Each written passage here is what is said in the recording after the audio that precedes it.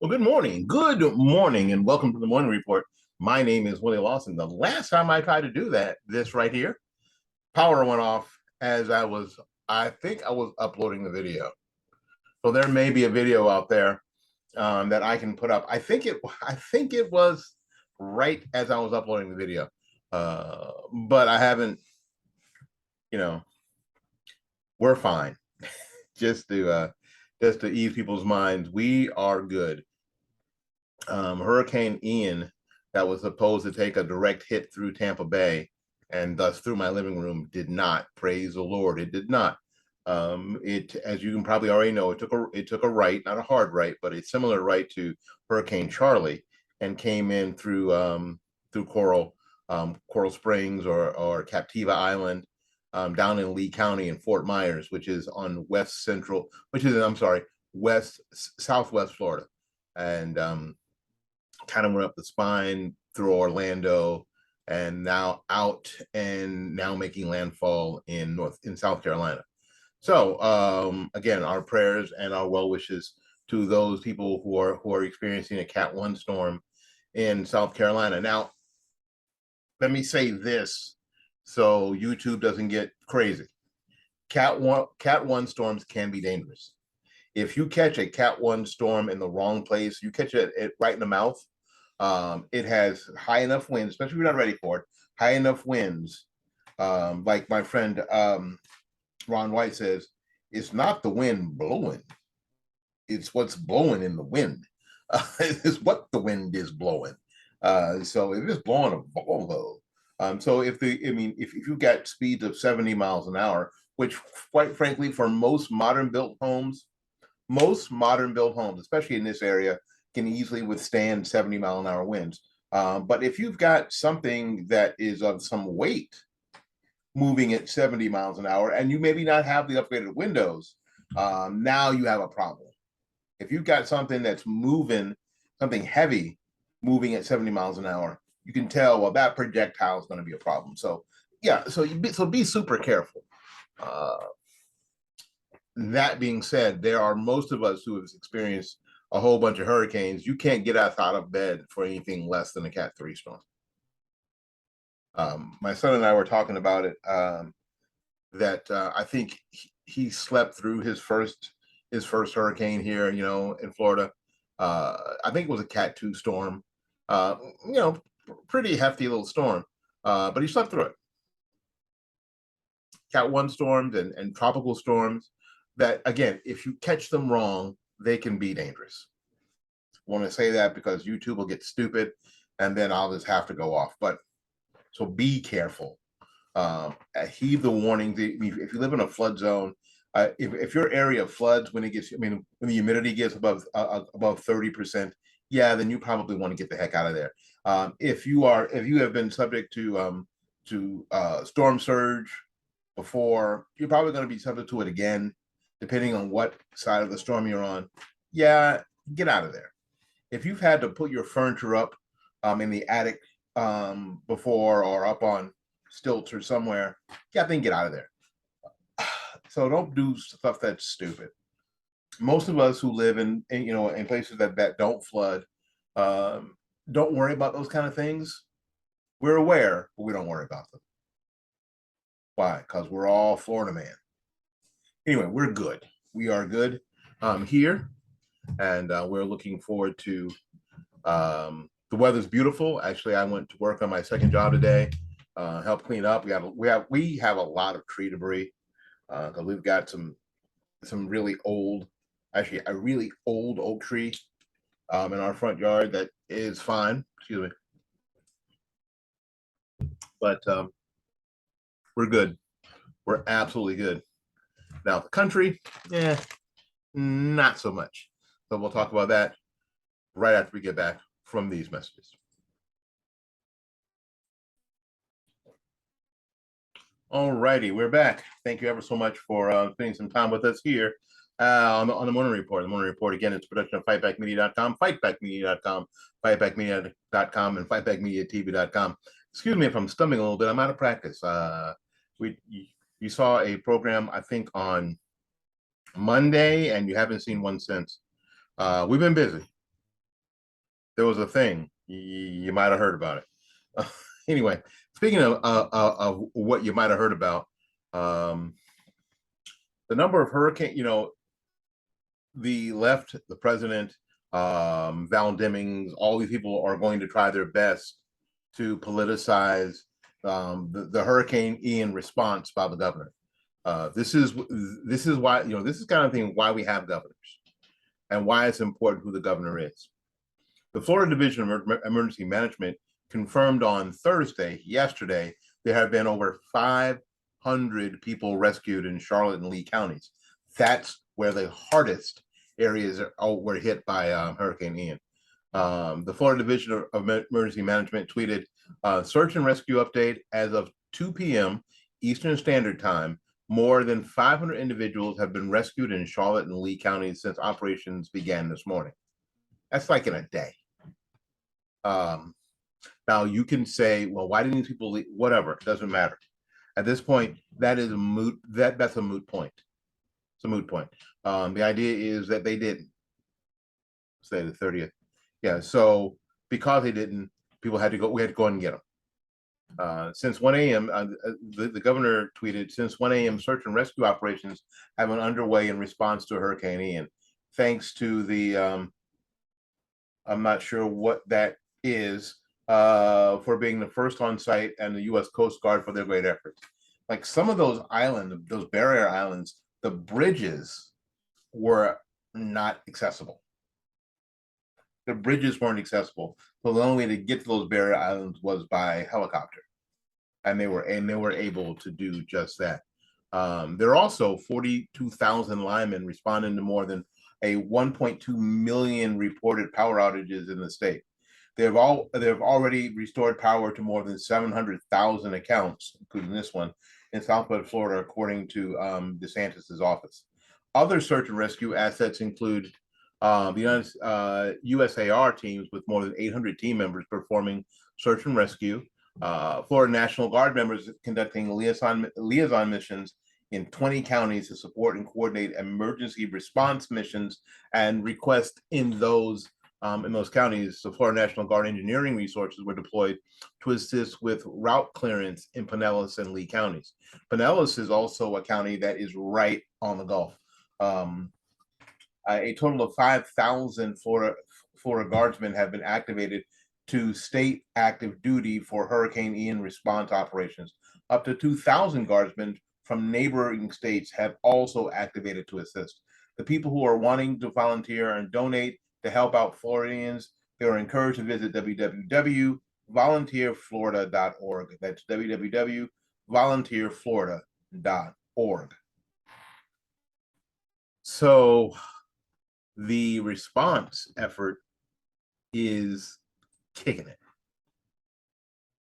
Now, if you plan on being the governor of the state of Florida or Texas or any of the states that get these storms, what you can be comforted by is that there are a team of people, most of them who've already been through it at some sort of administrative level. They know what to do. Your job is to walk around saying, what do you need? What do you need? What do you need? What do you need? That's your only job. What do you need? What do you need? That is your only job as governor of a state that is, having these sort of situations going on, because most of these people already know what to do. They just need to have the resources to do so. They need to have the people on hand. They need to have the equipment on hand. So the governor says, what do you need? We need blah, blah, blah, blah. We need blah, blah, blah, blah. Where do you need it? We need it over here, blah, blah, blah. Make it happen. Strong, decisive. That's what's happening. So the response to Hurricane Ian here in the state of Florida has been top notch. Every storm is different. Every single one is different. Every single storm has its own set of challenges, unlike others. But in the same breath, a lot of it's the same. There are going to be power outages. There are going to be people who didn't evacuate who need rescuing at this point. And now we are better suited to do that now than ever. Ever. So we are taking advantage of that. And again, we're here at Spaceport Productions and Fight Back Media. We're good here. All right. Remember a week or so ago, or 2 weeks ago, there was a North Dakota dude that ran over an 18-year-old, and the initial story was that this guy thought that this 18-year-old was part of some Republican, extremist Republican group, right? And then he got drunk and ran this kid down in his car. Shannon Brandt he did mow down 18-year-old Kayla Ellingson on September 18th over a political dispute. Brandt accused Ellingson of being part of a Republican extremist group, so he decided to kill him. He had reportedly been drinking on the night of the assault. So what sparked Brandt to commit this crime still remains unknown. And now this attack, supposedly grounded in a political disagreement, has been cast in doubt by police.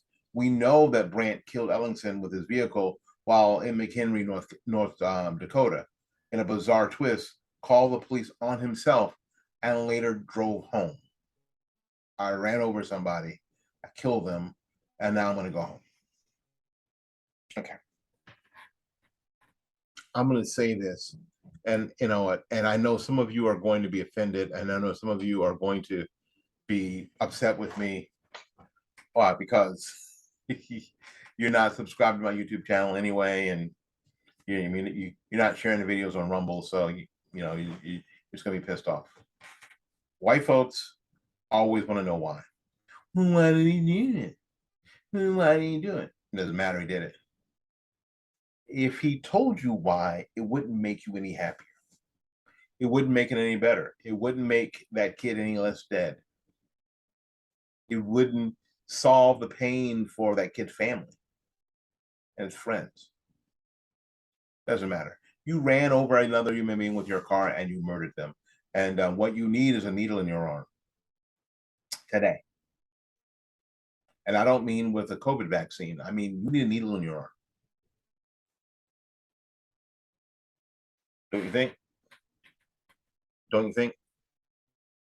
There you go. So we don't know. So we don't know why he did it. It doesn't matter. It doesn't matter. It doesn't matter. And getting into big conversations on why, it doesn't matter. All right. Let me go off script for a second while I'm here. In the past month, there have been two things that have sparked some of you. And I can't for the life of me figure out why. I just don't understand. Disney's live action remake of A Little Mermaid apparently stars a Black actress. First of all, mermaids aren't real. Second of all, it was a cartoon. Third of all, it's a story about, yes, I understand the story is a story from, it's a Dutch story, yeah, about a mermaid. So none of it's real. You just saw the white mermaid on the cartoon. That's it. Now, does it make sense if you live that far under the sea that you would not be Black or brown, that you would be white or transparent, like some of these fish that live way down the bottom of the sea? Yes. But this is not real. So it doesn't matter. Stop wasting your political and social capital, especially on social media, worried about The Little Mermaid is now being portrayed by a Black actress. I don't care why they did it. So it doesn't matter because it's not real. Nothing they do is real. So thus in turn, none of it really is really matters. It's not important. This isn't important. So stop it. Second, there is a singer, and I'll say it that way because that's the easiest way to say it for me. Her stage name is Lizzo. I don't know her real name. Maybe I should find out because that would be respectful. So while I'm doing this, I'm gonna move my water out of the way and see if I can find out what her real name is. Her real name, her mama didn't name her Lizzo. It's like, what is your name? What is your name, girl? Lizzo. Your mama didn't name you Lizzo. Stop it. This is not your name. Um, so I'm going to try to find out what her name is. She is a singer, and I'm going to say it this way. Her name was Melissa Vivian Jefferson. Melissa, Lizzo, Melissa Vivian Jefferson. She's known professionally as Lizzo. She is an American singer, rapper, flutist, and songwriter. She was born in Detroit, Michigan, and she moved to Houston, where she began performing before moving to Minneapolis, where she began her recording career in hip hop music. Well, why Minneapolis? Because guess whose studio was in Minneapolis? Paul Rent's. So it wasn't a bad place to go. Okay. She plays flute. Now, when I first saw Melissa, I noticed that she had integrated her flute playing in her act. And I thought, well, that's cool. Now, let me give you some quick background. I'm a music education major, classically trained saxophonist. So I thought, well, that's cool. Now, am I into the music? Not at all. Not my thing. Just not my thing. And I thought that she was an okay flute player until I saw her playing this crystal flute that was supposedly one of John James Madison's flutes. And I heard her play that snippet from Carnival of Venice. I was like, damn, girl can play. She can play. Wow. Now, unfortunately, we have a culture a general culture now, and most of you can't say that you are above it because you're not. If Lizzo wasn't in the news for showing her butt at the Lakers game and being a big girl that twerks, you would know her damn name. None of you knew that her name was Melissa Vivian Jefferson. So you really don't know anything. Stop it. The problem is not with Lizzo. The problem is with the culture. The culture would have never celebrated that fantastic flute playing at all. And now you want to deny it because it's attached to Lizzo. It's not attached to Melissa Vivian Jefferson. I'm attaching it to Melissa Vivian Jefferson, who's a very, very good flute player. And how cool it is that she got to play that crystal flute. All y'all on this side and that side, y'all can just stop it. Just freaking stop it.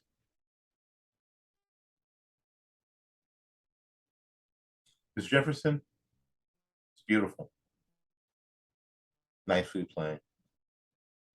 I appreciate it. I wish you would do a classical album. I'd buy it. All right, we got to get out of here. No, are we getting out of here? No, not yet. I'm going to take a little break. We'll be back in just a few.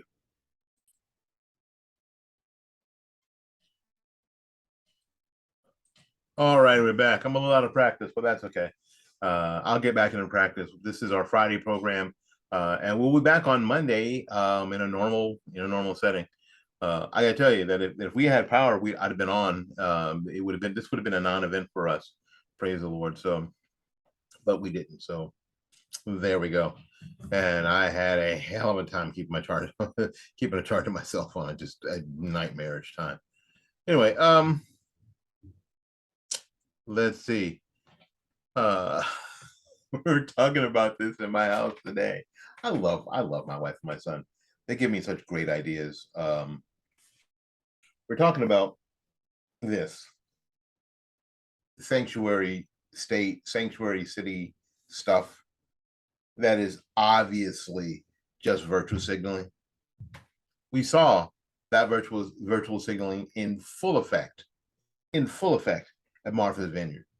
We're a sanctuary, blah blah blah, because we want to accept everybody. Oh, here's 50 everybody. Ooh, no thank you. Off you go, Raul. Oh, and take Maria with you. We got a bus for you. You're out of here. 50 people show up in Martha's Vineyard. It's a humanitarian crisis. But the whole sanctuary city, sanctuary state, virtual signaling does not stop. The California Governor Gavin Newsom signed a law yesterday that safeguards access to gender-affirming health care for transgendered minors.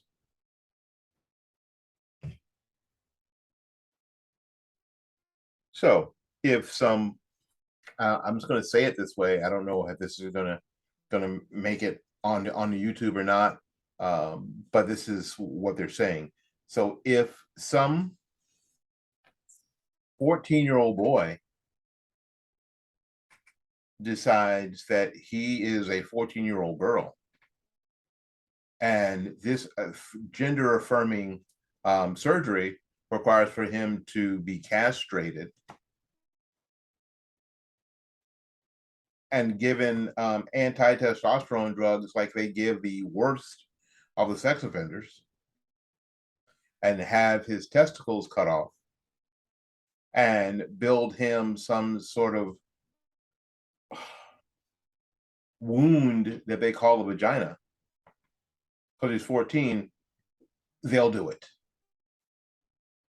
Now, that same kid can't drive a car because, my goodness, they can't make decisions enough to drive a car or get married, right?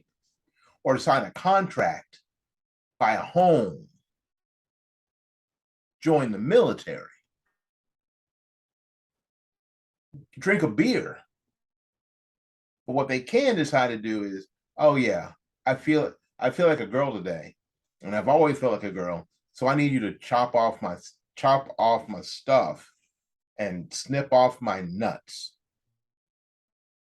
They can make that decision for themselves. Now, you know, and I know that doesn't make a bit of sense because we're grown-ups. The legislation, Senate Bill 107, was authored by State Senator Scott Wiener, of course, who is a San Francisco Democrat. Surprise, surprise. The law blocks out-of-state investigations into families who come to California to.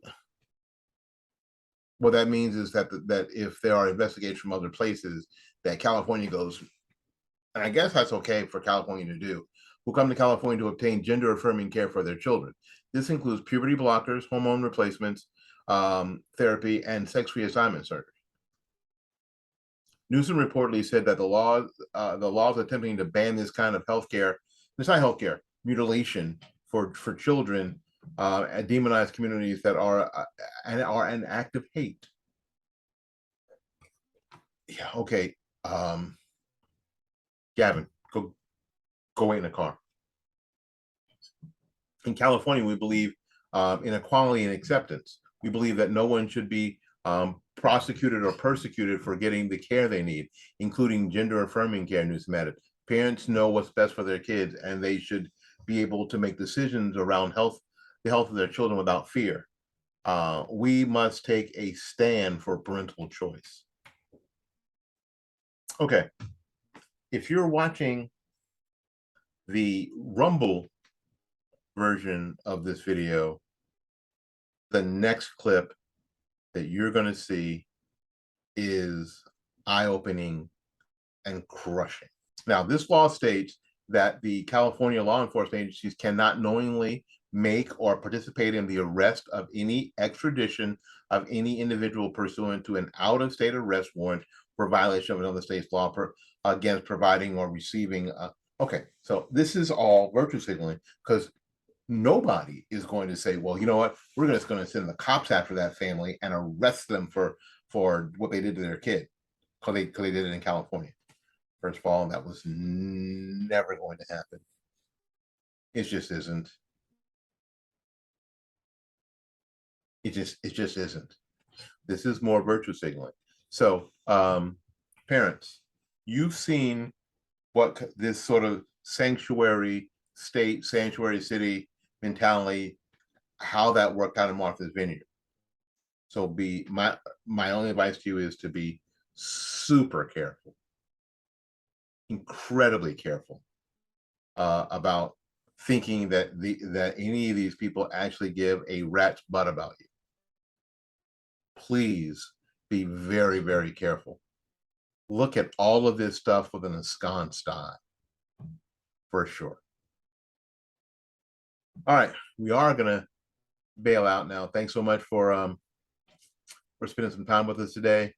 We appreciate you, and until we see you again, go out there and learn something, love somebody, and for goodness sakes, y'all take care of yourself. We will see you when we see you. Bye-bye now.